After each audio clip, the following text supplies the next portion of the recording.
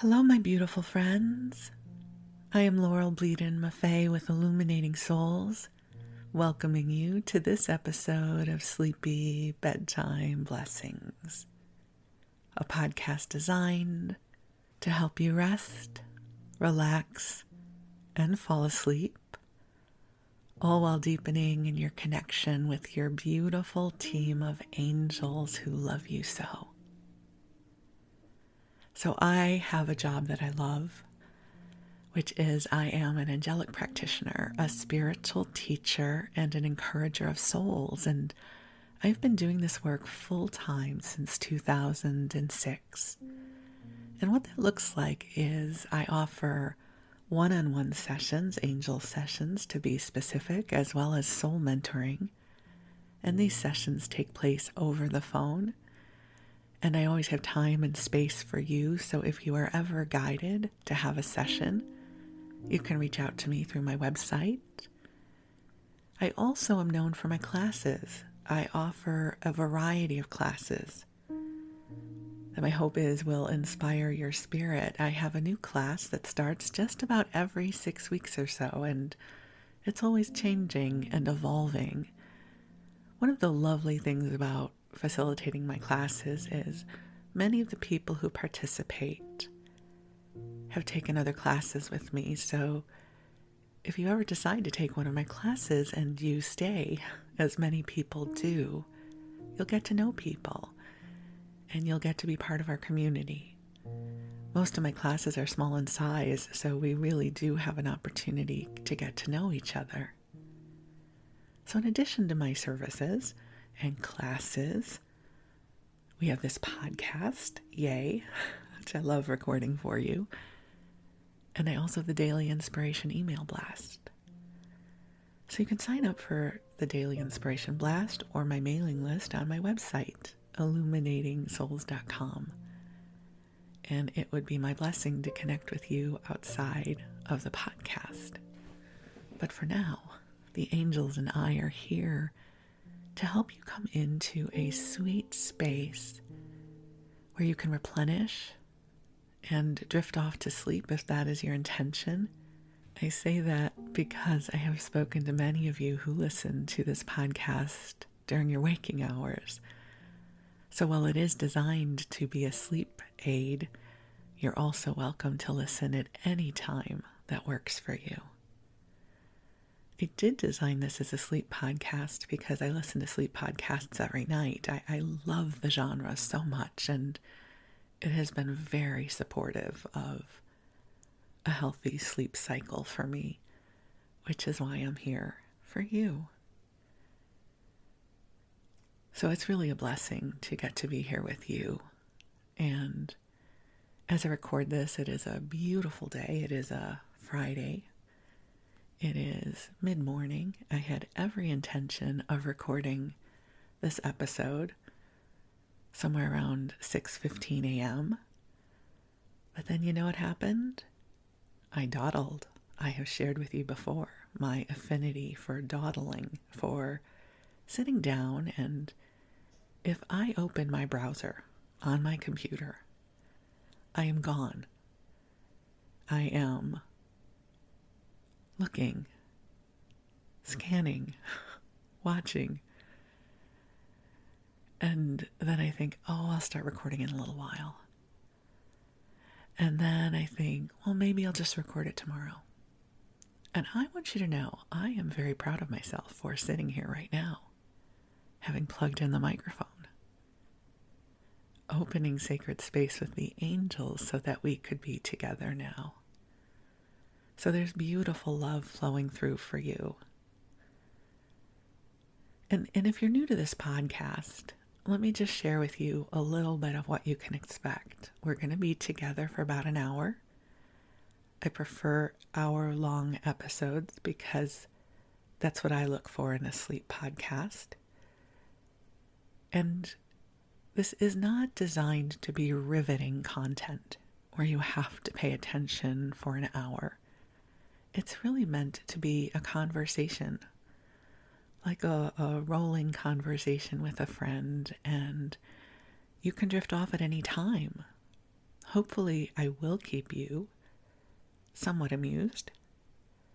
But this isn't going to require heavy intellectual lifting where you have to understand things and remember things. It's meant to be easy and gentle. It's meant to be an invitation.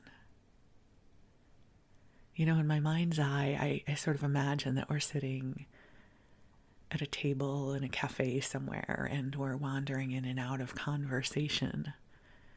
And if we were really doing that, I would listen a lot and let you talk. But since this is a podcast, long expanses of silence are not conducive to this format, so I will be doing all the talking here. But I like to imagine that we're having a conversation and I get to hear what you have to say as well. So I was thinking this morning as I was preparing to record about how each one of us has our own sleep cycle and our sleep style. I was watching TikTok yesterday, as I do. I don't know what it is about TikTok, but I enjoy watching it. And this woman was talking about her strategy for sleeping when she's in a hotel. And she says that when she's traveling for business and she's traveling alone, she always gets a room with 2 queen-sized beds. And so she takes the comforter off of the extra bed and she puts it onto the bed she's going to be sleeping in. And then she takes all the pillows and she builds like a little, pillow fort. So there are pillows that are going to go under her knees and at her arms and behind her. And then she turns the air conditioning down really low so the room is cold. And she has the weight of the blankets and she has the security of the pillows and she has the coolness of the room. And she says she gets the best sleep of her life. And I thought, that is genius. Rarely anymore do I travel alone. But if I do, I'm going to do that. I don't know why it is if I am sleeping on my own in a room with 2 beds, why I think I cannot take the covers off of the second bed and put it onto the one I'm sleeping in. But I thought that is a whole life strategy right there. So if you've been listening, you know that I love bedtime. I love it. I love when the end of the day comes and I start feeling a little tired and I get to crawl into bed. And we have a really comfortable bed. My husband invested in a Tempur-Pedic bed years ago. My husband, he has the same philosophy my father did, which is when you're going to buy something, whether it's a piece of furniture or a car or a tool or something, you buy the best. You don't worry about price. Because if you buy the best, it's going to last a long time. I don't know. I've always been a bargain girl. So when my husband and I are shopping for something substantial, I typically am uncomfortable because he's ready to spend more money than I am. And he's always right. So years ago, when we went mattress shopping, I don't know if you've ever shopped for a Tempur-Pedic mattress, but they are not a bargain. They are very expensive. And we got the adjustable base and I remember when we were at the mattress store, I kept gravitating towards the less expensive mattresses. And then, I don't know if it was the salesperson or my husband said, just get on the Tempur-Pedic, just get on it. And something you should know about me, I have no poker face. I have no game, because the moment I laid on this mattress, I'm quite certain a look of bliss came over my entire being. And my husband said, this is the one we're going to take. And I looked at the price. He goes, I don't care. We're getting this one. And so that has been our mattress ever since. And I love this thing. And I think we're reaching the point where we probably need to replace it because there are some well-worn divots in it at this point, because any mattress needs to be replaced at some point. But I love our bed. Tempur-Pedic all the way. And we have these cozy sheets and blankets and comforters and pillows, and I just get so happy to crawl in bed at the end of the day, not in a depressive way, like I can't get out of bed because I don't like life, but I mean in the way that, oh, I've had a good day here on planet Earth and it is over. I have lived today and now I get to go to sleep. Yay. And so I go to sleep. And so I have a good relationship with sleep and bedtime. And so my hope is I can share this with you. And as we come into that quiet mystery that is sleep, that you can drift off in a cocoon filled with love for you. I've always loved having some kind of ambient noise in the background, not noisiness. We'll talk about that a little later because I've lived in apartment buildings and I don't mean that kind of noise. More what I think of is growing up, my sister and I had a bedroom on the second floor, and my parents would be downstairs watching television or having a conversation, and so there would be a murmuring off in the distance, and it meant that I was safe and I was cozy. And even these days, when I go to sleep, my husband usually stays up later than me, and so the TV is playing softly in the background because he's in the living room watching something. And so even though I put in my earbuds and listen to my sleep podcast, I know that I'm sleeping and the man I love is in the other room. And that brings me comfort. And so even if you are sleeping alone, I'm hoping that my voice and my presence and the angels will bring you comfort as you drift off. There's something very sweet about whispering together in the night. And I'm so grateful for this opportunity to be here with you. And the angels are here too. So I invite you to get comfortable in whatever way works best for you. And I invite you to take in some nice deep breaths, just breathing in gently. And then also letting go of anything that came before this moment. Just releasing, allowing yourself to receive the love that is here for you. And I'm going to call the angels in to join us. They're already here, but I love sharing this ritual with you. So beautiful angels on high, I invite you to join us here, and I ask that you infuse this broadcast with divine love and healing and light and inspiration, and also the essence of goodness and gentleness.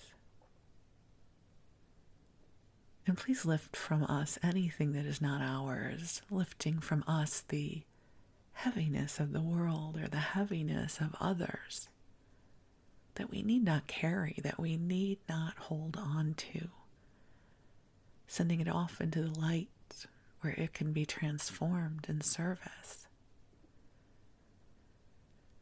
That we don't need to carry the energy of others. It is not our responsibility. So we can let that go. So just take a breath in, allowing the angels to help bring you into lightness of spirit, into your beautiful, vibrant, authentic essence. Just breathing and receiving, letting the light flow to you. It's interesting. I'm not going to share the details because it's really not important, but I was at the grocery store yesterday and I was behaving in a way that in my intention was kind, and the other person who was in line with me was a jerk.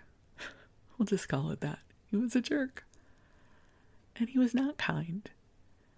And honestly, it stuck with me for hours.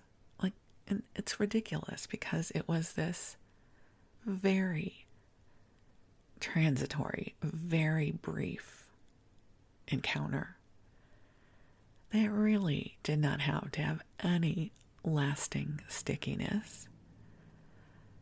But it did. And so I share that with you because it is so easy to get slimed energetically. Or, if you've ever gotten, burrs or something in your pants or dog hair or something, it's easy to pick this stuff up and replay it in our minds over and over again, and it's completely unnecessary. And so just then, when the angels were encouraging us to let it go, I thought, oh, this is for me too.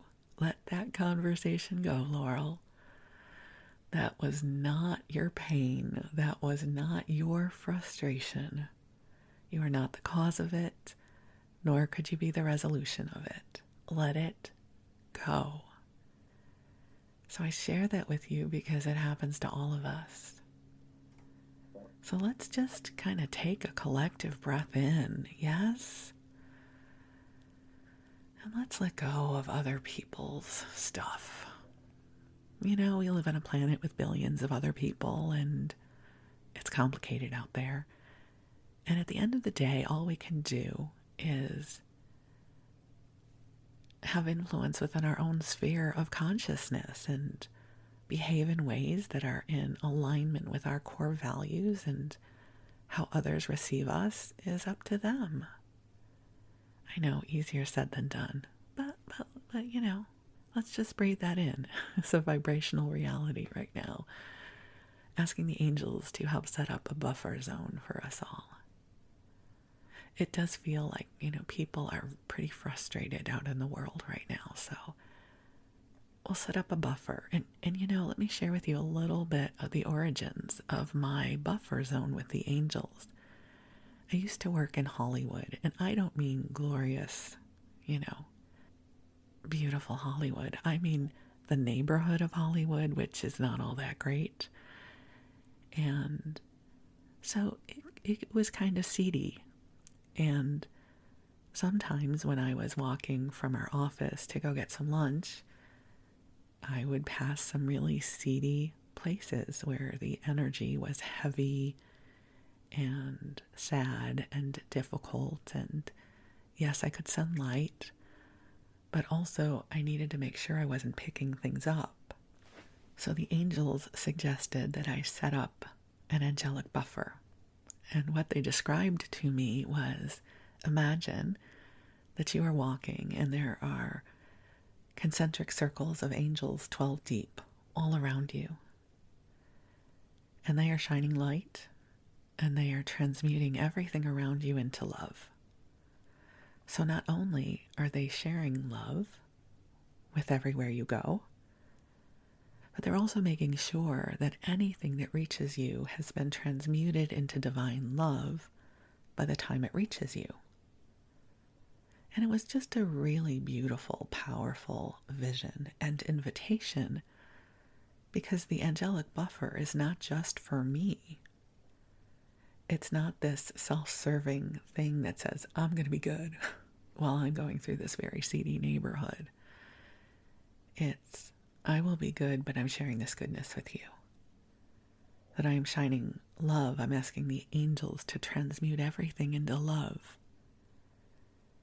And so that's the origins of the angelic buffer that I speak of, and I find it very helpful. So I am invoking the angelic buffer on this day, and I invite you to do the same. Angelic buffer invoked in service to the highest and greatest good of all concerned. And we'll just breathe into that. So just take another breath in and out, and I'm noticing there's some ambient noise here in my neighborhood. Just let it go. And I invite you to drift off to sleep whenever you are ready. And as I speak these words, I'm getting angelic tingles, which, just sort of happen at my crown chakra. So the angels are absolutely here with you. It's their way of saying hello. So you drift off to sleep or do whatever it is you're doing, and we're going to move on into story time. Because we can. Because story time is good. So here we go. So for this story time, I'm guided to share with you just some really random stories from my childhood. It's been a while since I have done stories from my life. At least it feels that way for me. And I have this piece of purple paper. I have purple paper that I write on all the time. So it makes me happy. And I write in purple ink. I don't know why you need to know that, but I'm sharing. And so I have a list. I don't know how far down the list I'm going to get. And they're not necessarily related, but they'll make good stories. And it's a sleep podcast, so it is not meant to be riveting.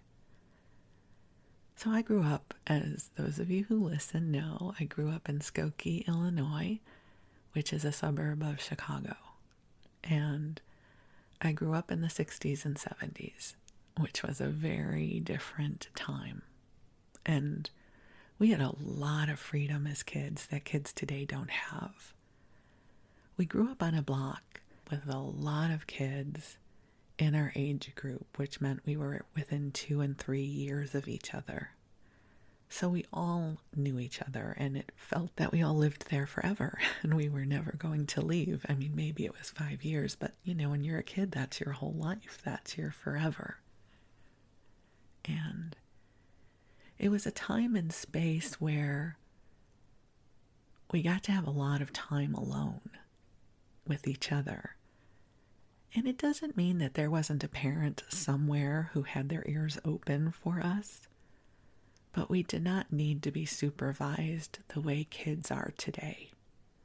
We could go off on adventures and wander in and out of each other's houses and backyards and basements and go to parks and drive our bikes around the neighborhood without a parent knowing exactly where we were. So it created a wonderful time of adventure and independence, decision-making for better or worse, sometimes for worse. But we came through it unscathed. So I see this as a happy time in my life. And the kind of childhood I don't know is available to many people anymore.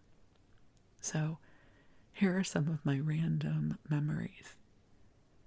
So the first thing I have written down is lemonade stand. Did you ever have a lemonade stand? And we called it a lemonade stand even though, for the most part, we were selling Kool-Aid. Because Kool-Aid was the drink of choice back then. You would have these powdered packets that would be filled with flavoring and sugar. And you would put it into a plastic pitcher because, plastic was a huge thing in the 60s and 70s. And we were children and could not be trusted with a glass pitcher. And we had this pitcher. I don't know if anybody else had it, but it had a plunger in the cap. So it was the coolest thing. So you would put your Kool-Aid in the pitcher, fill it with water, and then you'd put the cap on, and you'd raise the plunger and depress the plunger a bunch of times, and it would mix up the Kool-Aid. It was brilliant. I don't know if they still make them anymore. I haven't looked for one in a long time. And then you'd put in ice. Now, it's important to say that we did not have an automatic ice maker in my childhood. And this was before the plastic ice trays. We had metal ice trays that had a lever in the middle of the tray that you would have to lift up to try to loosen the cubes. So we would make Kool-Aid with the pitcher, with the plunger, and the ice cubes from the metal tray that hopefully we were kind enough to fill up again.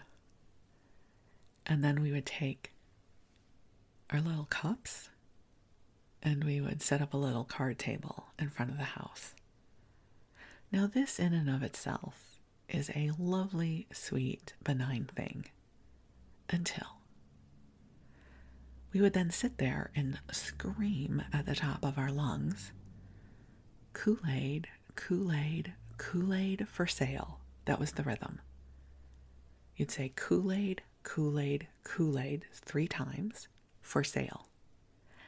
And you would scream it, and if there were 2 or 3 of you having the Kool-Aid stand, you would all say it together. Because maybe we supposed there might be someone thirsty with a hankering for Kool-Aid 3 blocks over who would need to know about our Kool-Aid sale. Now here's the thing. No one within a 3-block radius wanted our Kool-Aid for the most part. For the most part, we drank our own Kool-Aid and we put nickels into our little bank. And if we timed it right, one of the men in our neighborhood, it was always a man because at that time the men worked and the women stayed home, that some man from our neighborhood, someone's dad, would at some point in the late afternoon, early evening, be walking up our block. They would have, taken the train to downtown Chicago. They would have gotten off at the Howard L and taken a bus to Howard and Crawford. I know you know none of these places, but just feel into the exhaustion of it. And then perhaps carrying their briefcase and their suit jacket, have walked 3 blocks and turn up the corner to our street as we are yelling, Kool-Aid, Kool-Aid, Kool-Aid for sale. And we grew up around nice people, and he was not going to bypass us and not get Kool-Aid. So of course he had to stop and give us a nickel or whatever we were charging and have a little tiny Dixie cup, because they were Dixie cups back then, of Kool-Aid. And he would drink it in front of us and go, oh, that is good Kool-Aid, because he's a nice guy, whoever that was. And we would feel victorious. Here's the thing I marvel about. I don't know when it happened, but at some point, do you guys remember Gladys Kravitz on Bewitched? Who's always looking through her blinds and complaining about everything. At some point, I'm not as bad as Gladys Kravitz, but I have become the crabby old woman. I do not want kids yelling. I mean, they don't, just so you know. I'm not crabby to children.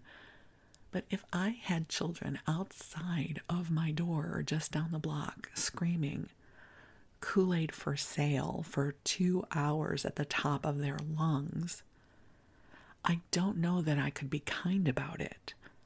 I think I would probably march down there with like $10 and say, okay, here's the deal. Here's $10. Please close up shop. You can have all your own Kool-Aid. I want none of it. But please be quiet. I will pay you for your quiet. And I just think it's so funny that at some point I became this person. I don't know when that happened. But it's interesting how lives can span the expanse of experiences. And no one ever came out and yelled at us. I mean, isn't that amazing? We were loud kids. Like, another memory that I have for us is we would play in the street. Now, it was not a busy street. Maybe a car drove up our street every 45 minutes or so. Like, it wasn't often. It was the suburbs and there wasn't a lot of traffic. So we would play games in the street. And the second a car pulled up our block, and it would go slowly, because it was a side street and it was the 60s, we would start screaming at the top of our lungs, "Car! Car!" And we would all yell it at the same time just to make sure none of us would be standing in the street when a very slow moving car would come up the street and we would all scramble for safety. So again, it would annoy me now if I heard kids yelling "car" every time a car went up our street. So I just have to really give a shout out to the adults in our neighborhoods who were patient with us and let us be loud and an unruly bunch. And I don't know, I suppose the moms at the time were just happy we were not underfoot. If they could hear us yelling Kool-Aid for sale or car, they knew we were alive and well and still within reach of them, even if they were in the house ironing or cooking or whatever, they watching their soaps. I don't know. My mom actually never watched soaps. I just mean, as the mom, your kids are okay because you can hear them. That's a good thing. It was, like a little, we didn't have, Apple tags for things, but we could yell all the time. And that was pretty much, I think, how parents oriented to where we were. The other thing that came forward, and this is a memory that is for somebody who listens to the podcast. There's a wonderful woman who I grew up with. She grew up on the same street as me, so you know who you are. And so we grew up together. And so perhaps some of these memories will also be familiar to you, my friend. And this is the memory specifically I want to talk about. So everyone's house, everyone's basement, and everyone's backyard had its own personality. And so as kids, we would decide where we wanted to play based upon the accoutrements, if you will, of someone's backyard, front yard, or basement. That makes sense, yes? So in my friend's backyard, and to my friend, I don't know if you remember this. I mean, I don't know why you wouldn't, because it was a significant feature of your backyard. There was a big old tree. We all had big old trees back then. And this particular tree had like a split, like a V. It wasn't in danger, it just sort of had a V, and there was a big branch going off in one direction and a big branch going off in the other direction. And it was positioned so that as kids, we could climb into the V. And on one of the trunks of the V, there was a big knothole that we called a button. So we would play rocket ship with this tree.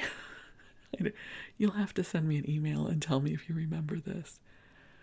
But to me, that was one of the phenomenal features of this backyard, was the rocket ship tree. So when we wanted to play rocket ship, we would go to their backyard because, hello, they had the rocket ship tree with the cool V and the button. And then we would take turns on who would get to go to space. Because remember, this is the 60s. And we're all about going to the moon. Like, space travel is a huge thing. We were drinking Tang. And we had these weird, like, astronaut sticks. I don't know what they were made of, but they were kind of fudgy and not really. Tang was the big thing because astronauts apparently drank Tang. I don't know if that was true or not. But so to my friend who listens, I don't know if you remember or if you ever even knew that you had an astronaut tree, actually a rocket ship tree in your backyard. But I still remember that knothole and getting to press it and then going to space. Isn't it funny the things we remember? So that was one of them. Another memory that I have is my next door neighbor. He was wilder than I was. Now here's what I mean. I was always a girl who colored in the lines, right? Like I followed rules, but I always loved my friends who bent rules. And I loved my friends who had a bigger sense of adventure than I would, because I would benefit from that. So my friend next door had a much broader sense of adventure and rule bending than I did. So in almost all of our homes on our block, they had different features. They had a basement, they might have an attic, or they might have a crawl space, or a shed, all of which are phenomenal things to play with when you're a kid. Even though as an adult now, I think, wow, that was a bad idea. But what did we know? So he had both an attic and a crawl space. So first let me tell you about the crawl space. You would access the crawl space. There were 6 steps from the backyard going down into like a little stairwell, and that's how you would access the basement. And just above that was access to the crawl space that was under the house.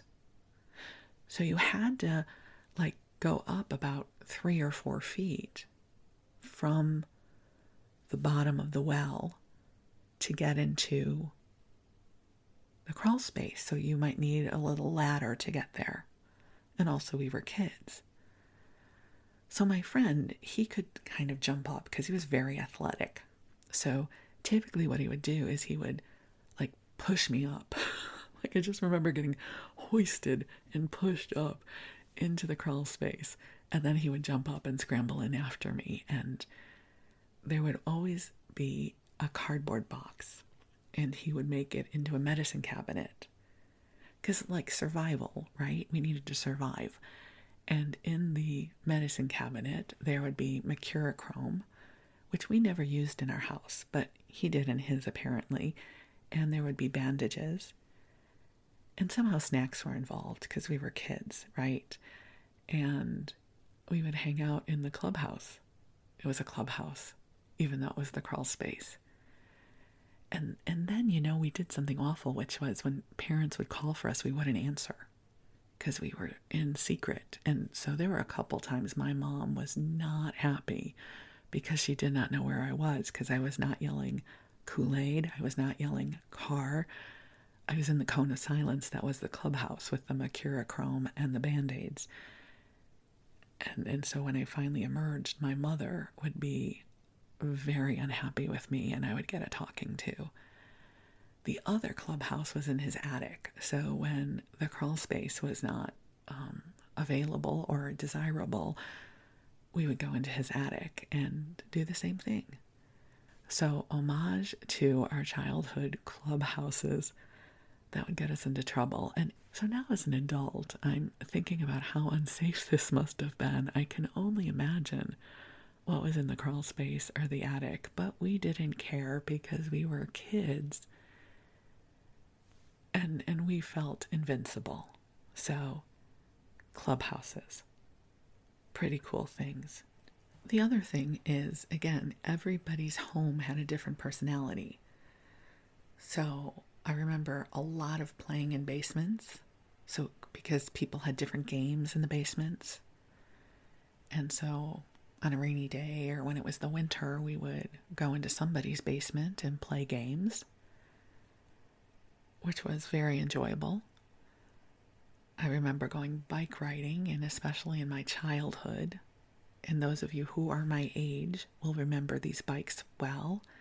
The bikes with the banana seats, yes, and the streamers coming off the handlebars, and the plastic wicker-like basket with the bright 1970s flowers on them. And then we would ride our bikes all around the neighborhood. So I definitely had the banana seat and the streamers and the basket on my bicycle until such time as I evolved into a more grown-up 10-speed bicycle. But for the longest time, my banana seat bicycle was my jam. And I think we would put cards in the spokes so that it would make noise. Of course, because we needed to make a lot of noise as we went through the neighborhood. And I also remember the victory of learning how to ride my bicycle with no hands. Do you remember that? Like I could keep my balance on a bicycle with no hands. I don't think I could ride a bicycle anymore. They say you never forget, but I'm pretty sure I have forgotten. Because you know what I have forgotten? I have forgotten how to get out of a bathtub. A whole other story.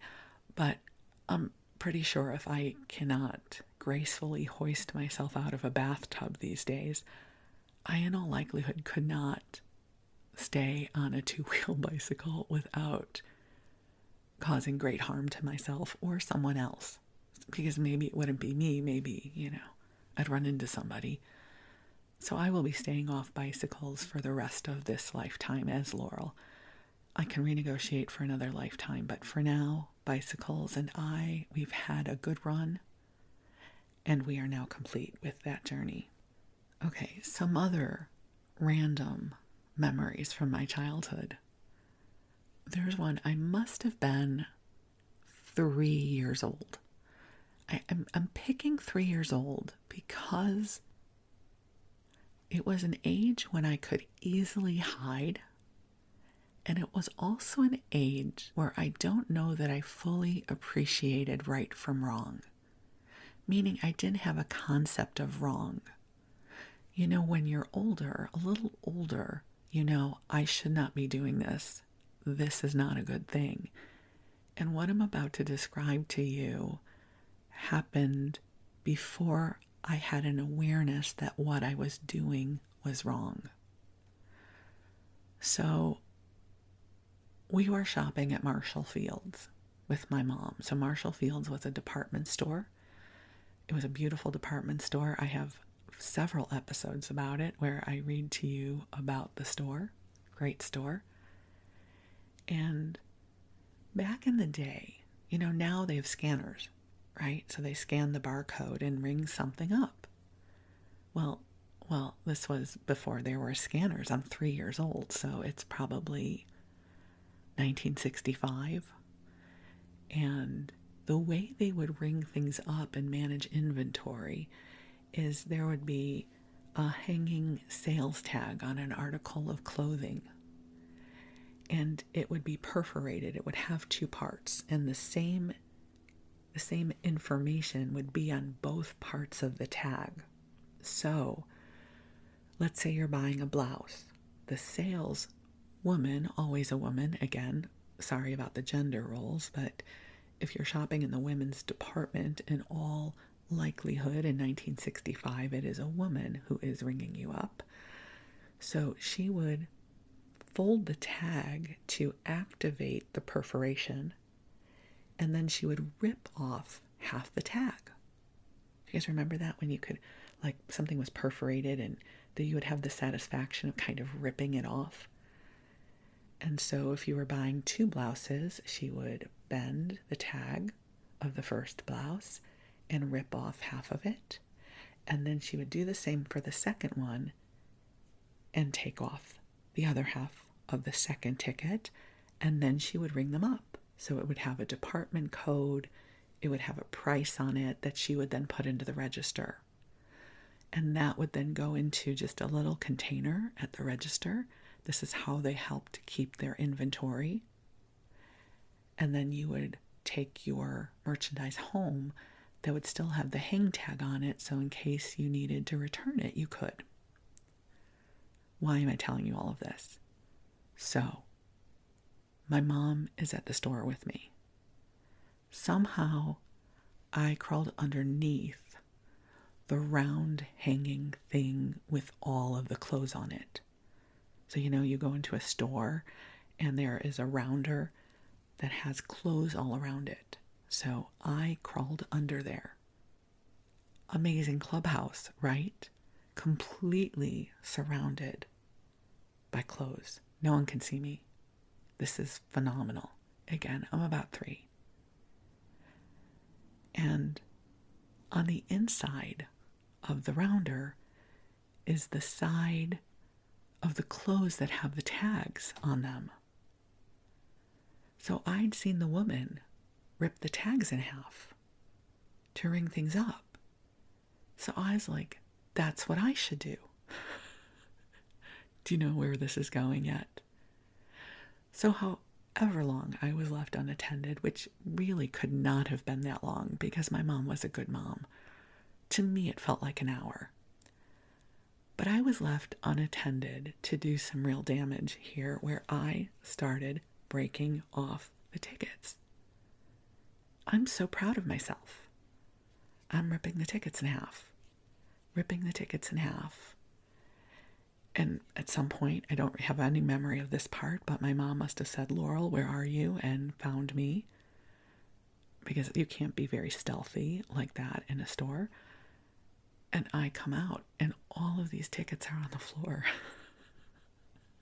And I'm sure my mother was appropriately horrified, as would have been the saleswoman.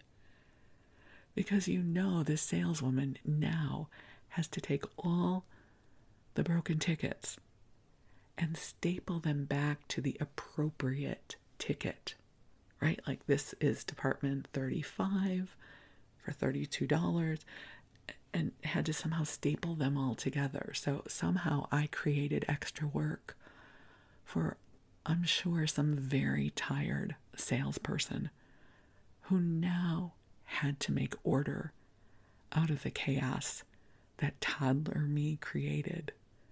Isn't that the funniest memory? I still can see it.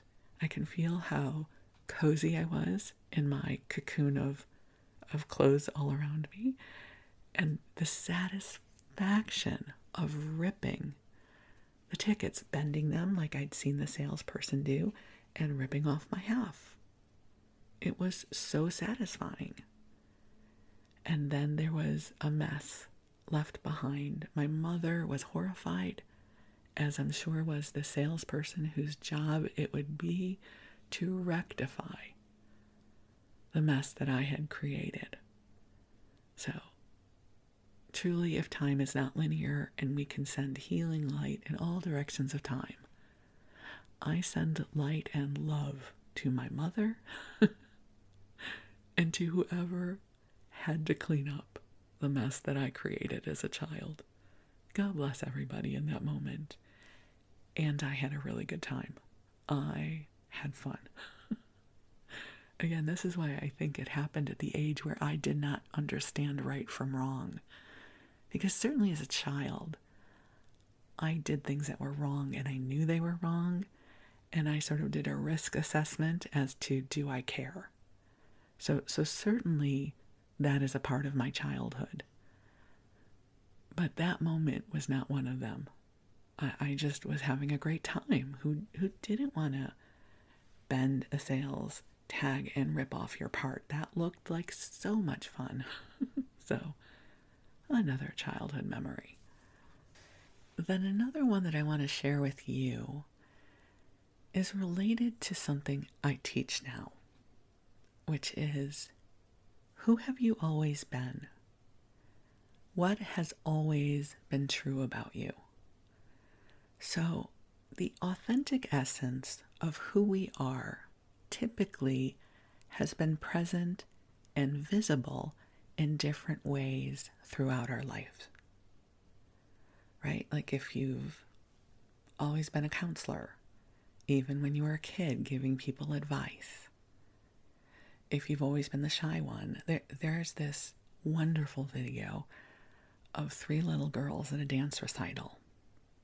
Now, one of the little girls, she is out there, man. She is performing for everything she is. Like, she's a ham. She's awesome. Another little girl is terrified and crying and won't move. And another one is watching the teacher intently, following all the steps, right? So you have the one that is gregarious and outgoing, you have the one who's terrified, and you have the one that is following the instructions. And what's so interesting is when I post this on social media, so many people identify as one of the girls. So I'm definitely the showboat. But someone else will go, I'm the crying one, right? It's like we've always been who we are. So that's where this story comes in, because throughout our lives, we have received subliminal messaging that either tells us this essence of who we are, fantastic, more of this, please, or this essence of who we are may not be so great, or modulate it, pull it back a little bit. And that's where this story comes in. So, throughout my life, I have been blessed. Lucky, if you will. Wes calls it my luck bubble. Many years ago, an old boyfriend would get frustrated. He'd like, I don't know why you're so lucky. I've since come to understand about astrology and other things that I actually do have some very terrific aspects that make certain aspects of my life come very easily to me. So this is from childhood. I think in this story, I must be 10 or 12 years old. I'm a little older. I don't know, maybe between 8 and 12. I don't really remember the exact age. But every year, the company that my father worked for would have a picnic for the employees and their families. And listen, I was always up for a great picnic, right? A great picnic. There would be barbecue, there would be entertainment, there would be games. And many of the games were based in competition, right? You might have a 3-legged race. You might have the race where you're carrying the egg on the spoon. You know, it's very clean fun. You might have a watermelon eating contest. And I'm a competitive kid. Not when it comes to sports, because I couldn't do sports. But I could eat watermelon, right? Like I was very competitive about things I did well. So at one of the picnics, I seem to recall there were these ongoing bingo games.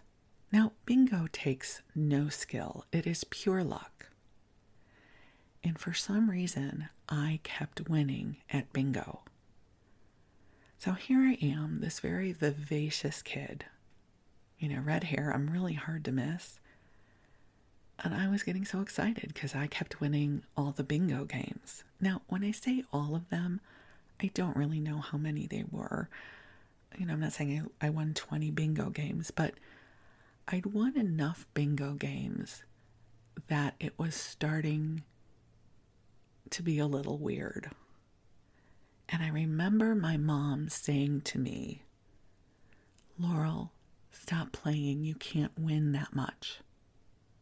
Or something like that. Now, I know my mom was kind about it, but whatever she said to me in that moment, the messaging was, you need to pull back on how much you're winning because you're not giving other people an opportunity to win.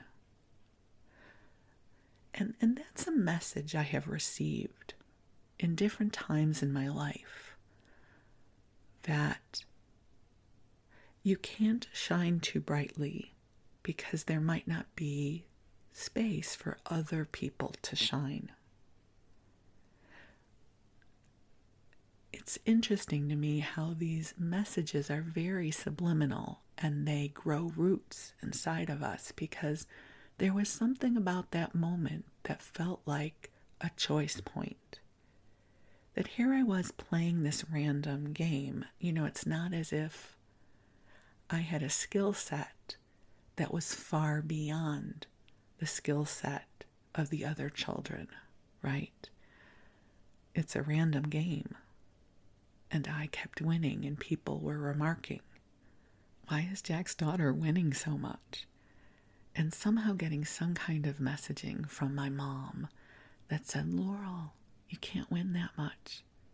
Isn't that an interesting message? I know my mom meant no harm in that. But it was at an age stage where I think we're trying to understand the social contracts, right, of how we engage with people. and that I might have to be kind of embarrassed or cognizant of my winningness in life.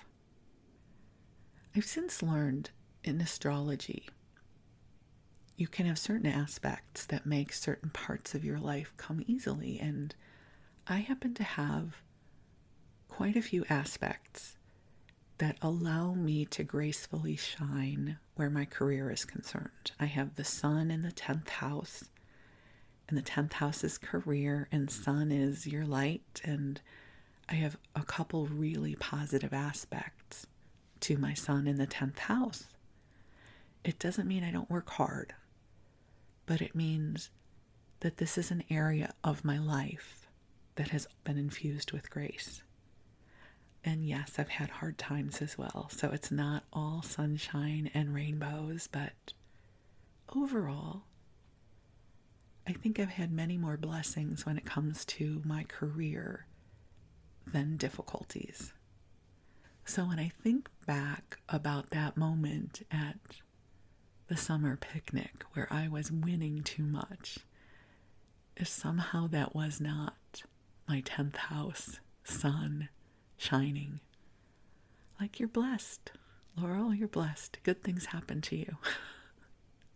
But we all have certain parts of our lives that come more easily to us than others, and certain parts of our lives that are much more difficult. So like any balanced human being on the planet, I also have areas of my life that are not as graceful. Right? There's reasons we all have to go into therapy at some point and heal, yes. But I just remember getting this message that things come easily to me, and that might not be a good thing. And people might be resentful. And why are these good things happening to you and not to someone else? There are definitely areas of my life that are filled with a lot of grace, including getting to be here and speak with you. And so I make the most of it. I show up in loving service. So, to that little girl that I was, yes, I was trying to figure out how to measure out my light in the appropriate doses so that everybody would get a fair chance, but still wanted to compete, right? I still wanted to win. Who didn't want to win at bingo? Who didn't want a prize? Who didn't want a gold star?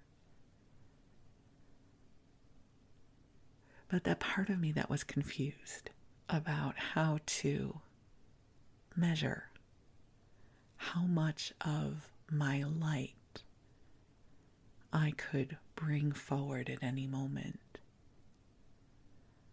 I'm so grateful now to understand what that means and how that works and how to make sure there is space for others without having to dull my light, that's not the answer, but more to recognize that I have a wonderful opportunity and gift to hold and create big, beautiful spaces for other people where there's more than enough room for you and for me and for others. So here's to who we were when we were younger and we were trying to understand life and our place in it. And here's to the dreams of going to the moon on a beautiful rocket ship that was really a tree in someone's backyard, and our secret clubhouses and our lemonade stands and playing as kids and our super cool bikes and winning a little bit too much at bingo. We all have a tapestry that is childhood, and sometimes in the journey of self-growth, we focus on the pain that we've been through. And it's important to be able to do that because quite often the pain of childhood was not witnessed, and we get to go back and hold space for everything we've been through. But hopefully after we do that, we also can come back into the wonder of childhood and the imagination and who we were in the most magical sense of the word. I was always a girl who daydreamed. I was always a girl who daydreamed of fairies and magic and joy and goodness. And listen, there were many things about my childhood. They were all so difficult. I was a kid who was bullied a lot, and so I don't want to make it all sound amazing. But I worked through those parts, and so now I get to share with you the magic and the joy of it. So, thank you for letting me share this with you. I send you love, and I send love to your inner child. And I send love across the timeline of your life. And I love the image that our inner little ones get to play together. And we'll have a lemonade stand, or whatever we want to do. Well, we can do whatever we want. You know, eat all the Oreos in a box or something fun. And we'll talk again soon. So have sweet dreams, my friends. And I love you. And I am so profoundly grateful for the gift of you. Thank you.